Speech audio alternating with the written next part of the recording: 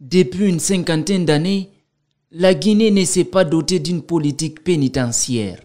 Et pourtant, elle est un instrument qui permet au ministère de la Justice de poser le diagnostic et d'évaluer le système de détention dans les maisons carcérales, mais aussi de la qualité infrastructurelle.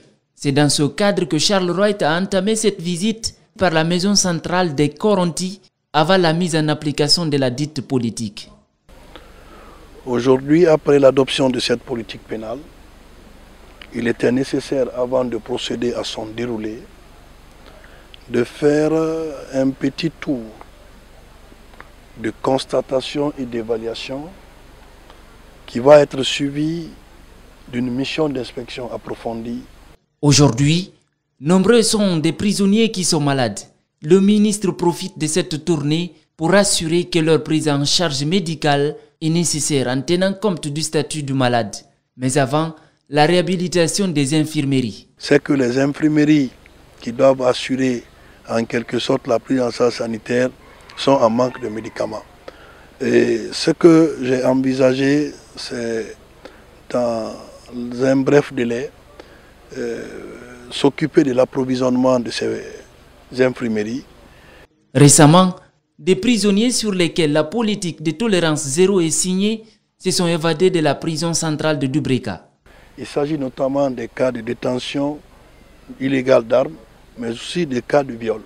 Je ne peux pas comprendre qu'un régisseur puisse faire ce qu'on appelle de l'usurpation de fonctions et de titres en établissant des fiches de contrôle judiciaire comme s'il était juge.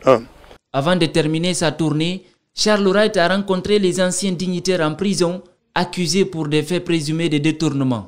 Ces derniers ont porté auprès de Charles des doléances, parmi lesquelles leur jugement dans un bref délai.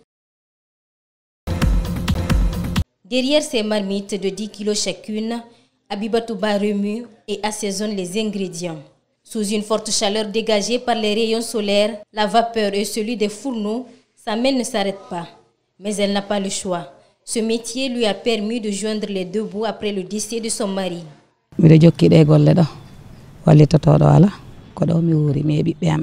Je fais ce métier car je n'ai aucune aide. Mon mari a été tué durant les manifestations. C'est ici que je parviens à me nourrir avec mes enfants. De son côté, la gargote de Adjamou Minatou Diallo, la cinquantaine, ne désemplit pas.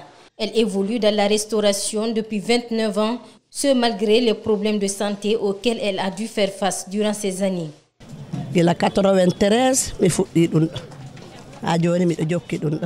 Depuis 1993, je pratique ce métier. Avec le temps, ce travail m'a épuisé. Actuellement, mon corps me fait très mal, surtout mes jambes et mon dos. Si je continue à faire ce métier, c'est parce que je n'ai pas le choix. Mariam Koumbassa, quant à elle, a dû reprendre l'affaire de sa grande sœur décédée après une longue maladie. Toujours au contact du feu, sa santé s'est nettement dégradée.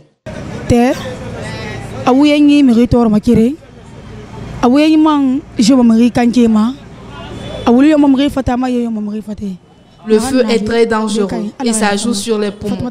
C'est à cause du feu que ma grande sœur Fatoumata Koumbassa a perdu la vie. Ces femmes, pour la plupart, disent boire du lait après une journée de travail. Mais cela est insuffisant. Les médecins recommandent une bonne hydratation et un repos conséquent pour permettre au corps de bien récupérer.